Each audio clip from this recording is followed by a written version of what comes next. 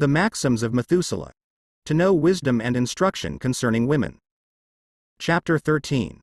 There are 3 things that are too difficult for me. Yes, 4 that I cannot understand. The way of a woman with nerves. The way of a maid with her dressmaker. The way of a damsel bidding farewell.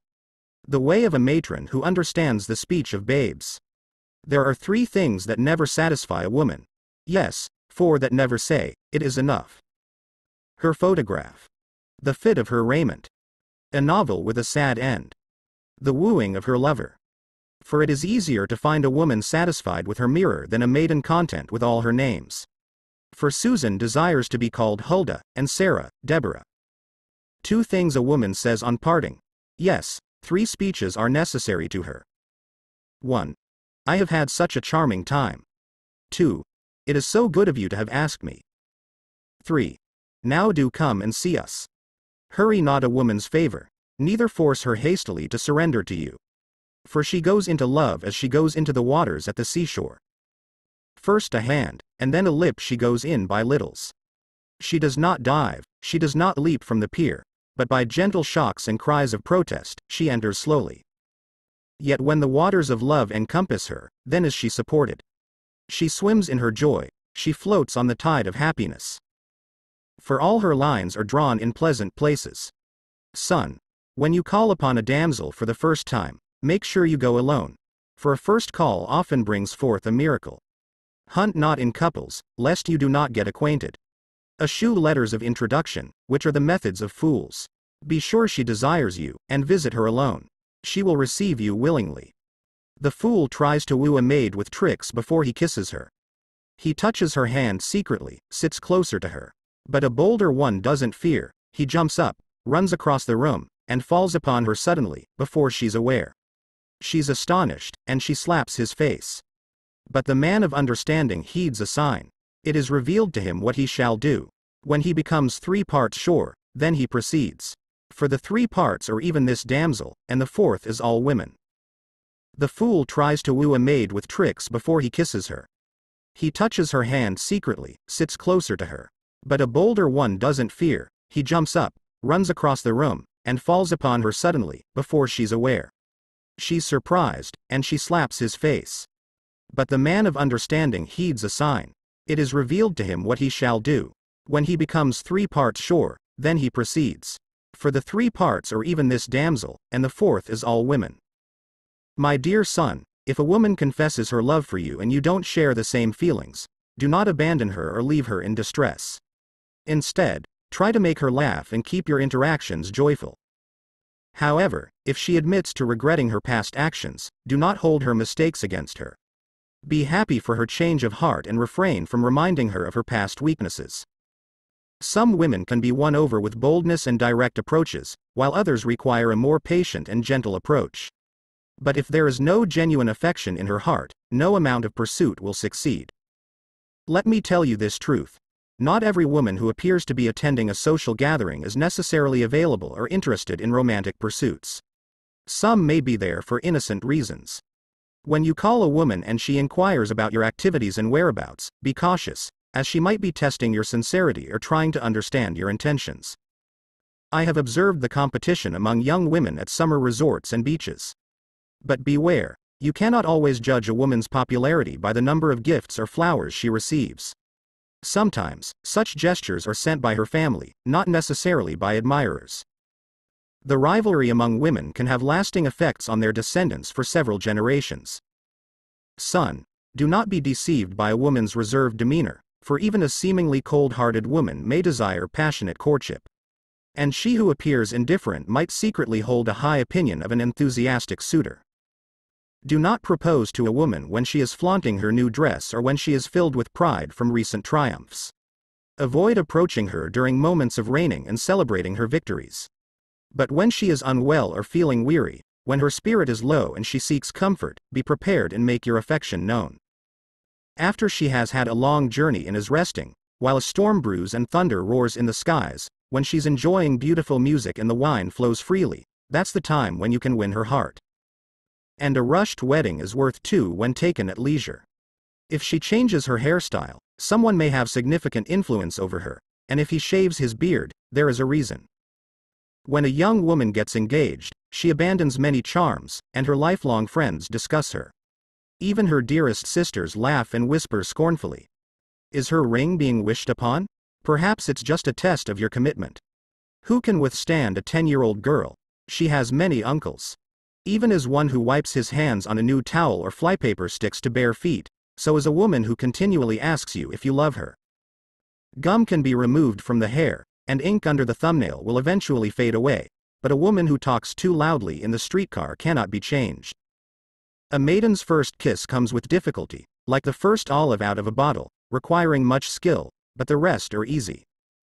A woman who refrains from asking troublesome questions is as comforting as a hot drink on a sleigh ride. Educating a fair damsel is a delightful experience, bringing joy to a man's heart to counsel and teach her in new ways. A man may be praised for being straightforward, according to the opinions of his brothers, but if a woman is virtuous, she alone is to be praised. Son, when you are told that it will please you more to remember the duties you've neglected for love of women than all your honors, take it to heart. The bachelor thinks he understands women, knowing a little about many, and the husband is wise in his own conceit, knowing much about one. But a woman considers them both equal in folly. Just like someone who dips the mucilage brush into the ink bottle, so is he who says to a woman, "Beloved, how young you look today, how well you appear." When she doesn't enjoy all people, when she scrutinizes her mirror in the morning, when she seeks the youth of the land to enslave them, these are the stages of her aging. Who is more steady than the damsel of 23? Lo, she scorns the world, she writes cynically in her journal, she spits the ashes of joy from her mouth, she talks wisely to the old men and scorns babes. Yet, in another year, she returns to embroidered lingerie, she dances the two-step with ardor, she writes many letters. Oh, marvelous are women's ways, and most wonderful are her economies. On cheap underwear and on cheap stockings and cheap boots, she economizes. Yes, from the bargain counter, she selects her gloves, but on her hats, she throws her substance away. At the marked-down sale, you won't find any veils. I admire a thoroughbred, but I detest a cheap woman. She wears a solitaire moonstone ring but neglects to clean it. Even on sleigh rides, she wears a fascinator. She keeps 3 hats in rotation, and their change is relentless. Scarlet turns to mauve, mauve to magenta, and her hats are ever-changing. Last year's best becomes this year's everyday hat, and this year's everyday hat will be next year's rainy day hat. The course of her hats is fixed and never alters. She puts on an old silk waist for her housework, and the fresh morning gown is left unnoticed. Her white gloves remain soiled, and the button is missing from her boots. Her Louis Kahn slippers are worn down at the heels, and there's a hole in her stocking. Her Jaegers bulge at the top of her shoes, and her placket gaps open, causing men to look away. Chapter 14. Women are indiscreet in anger.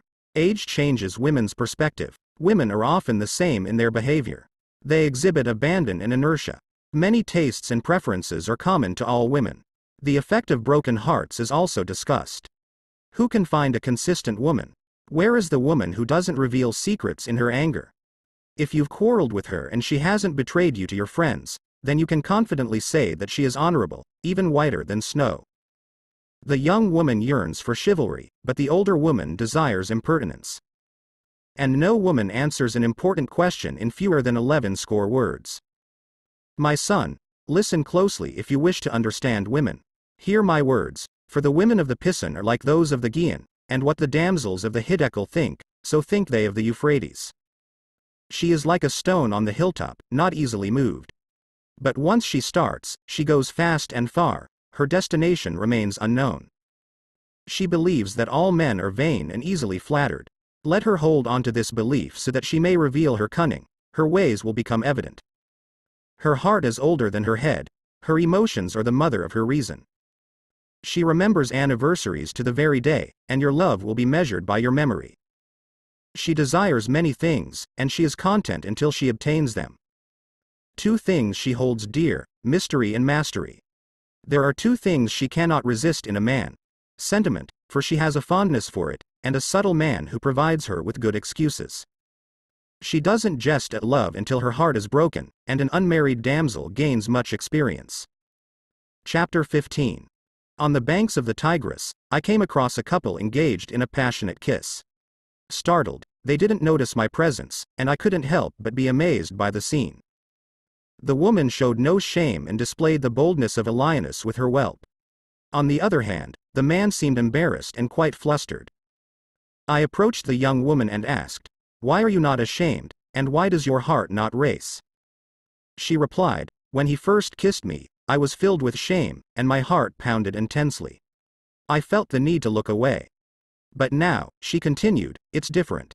I've surrendered myself to this feeling, and I don't care about being judged anymore." She added, "Can one experience shame twice? I was ashamed of my feelings once, but now I've let go of my inhibitions. What worse can happen to me?" She assured me that she no longer cared about judgments, not even her own. She had come to terms with her emotions and had introspected deeply. Later, I encountered 4 other women by the river Tigris. Each of them owed me 50 shekels. The first woman seemed unconcerned about repaying, reasoning that the man I lent the money to was wealthier and could afford it. The second woman, however, brushed off the debt, claiming that there was no hurry and she would repay sometime in the future. But she never mentioned it again and didn't pay me back. The third woman faced difficult circumstances, and she came to me, expressing her desire to repay the debt but lacking the means to do so. Yet, she assured me that she had not forgotten my kindness and promised to pay me on Monday. The fourth woman, on the other hand, promptly paid the full amount and cleared her debt the following Saturday. Now there was a married woman who had a close male friend, known to her husband but not highly regarded by him, as he was overly fond of the friend. One day, the young man wrote to the married woman, inviting her to have lunch together on Wednesday at a restaurant. They met as planned and had a virtuous and innocent conversation during their lunch. That night, the woman told her husband, "My dear, today while I was walking in town, I happened to meet my friend, and he invited me to eat with him. So, I went with him." Her husband nonchalantly replied, "All right," and proceeded to read his newspaper. In a woman's eyes, a lie is but a half-truth. Chapter 16. My son, if you wish to flatter women, heed my wisdom, and do not be afraid or hesitate. For a woman is like a puzzling riddle with no clear answer. When dealing with a foolish girl, engage in serious conversation, but with a wise young lady, you may adopt a light-hearted approach. Address a married woman by her given name, so she may momentarily forget her age. Do not praise a woman for what she already possesses, but instead, admire her for what she does not have. Your reward shall be greatly appreciated. A witty woman for her beauty, and a comely damsel for her intellect. A wise woman for her jests, and a frivolous maid for her literary criticism. Praise a woman for her skills, whether it be a pianist for her cookery or a housewife for her mathematics, and you shall win their favor. But a mother with one child shall be flattered for that alone, for there the surest path lies. For I give you good advice, do not abandon my teachings. Unless she opens her heart to you, revealing all she knows, her love for you may not be whole, and she may keep some things hidden. When she presents many reasons, she can be easily persuaded, but if she gives you only one, cease your insistence. When she stops using your surname and addresses you as you, be cautious, as this marks the end of formality. When she encourages you to talk about yourself, she might either admire or despise you. Do not judge a woman's beauty merely by looking at the back of her head in the street, lest you be mocked by the wise. A thoughtful gesture carries more weight than many compliments, and a well-crafted letter can work wonders. There are 2 kinds of women who smoke cigarettes: those who wish to try and those who indulge in 2 or more. When she seems uncertain, she might be hiding strong convictions, and a stubborn woman can often be mistaken.